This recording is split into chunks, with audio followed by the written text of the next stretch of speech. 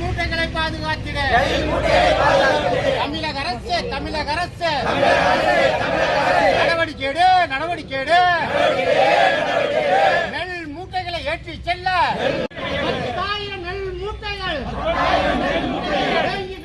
தேங்கி கிடக்கிறது நடவடிக்கை எடு.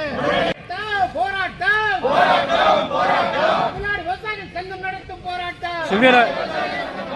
தஞ்சாவூர் மாவட்டத்தில் 300க்கும் மேற்பட்ட அரசு நேரடி நெல் கொள்முதல் நிலையம் திறக்கப்பட்டு கொள்முதல் பணி என்பது நடைபெற்று வருகிறது.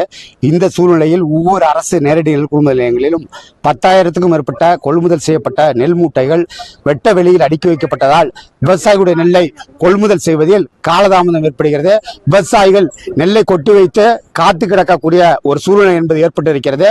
இந்த கோரிக்கையை தொடர்ச்சியாக தமிழ்நாடு நுகர்பொருள் வாணிப கழக மண்டல மேலாளரிடம் நாங்கள் வைத்து வருகிறோம். தமிழ்நாடு விவசாயிகள் சங்கத்தின் சார்பாக எங்களுடைய கோரிக்கையை இதுவரையிலும் நிறைவேற்றுவதற்கான எந்த விதமான நடவடிக்கையும் இன்றைக்கு இருக்கக்கூடிய தமிழக அரசாங்கம் எடுக்கவில்லை என்பது வேதனை அளிக்கக்கூடிய விஷயமாக இருக்கிறது.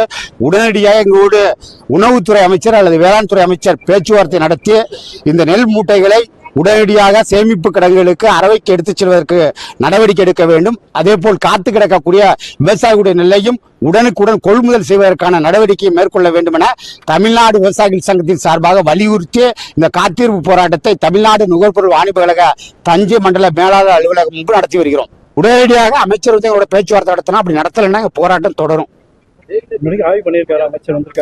வேளாண் துறை அமைச்சர் இதுவரையும் அரசு நேரடி நெல் கொள்முதல் நிலையங்களை ஆய்வு செய்யவில்லை.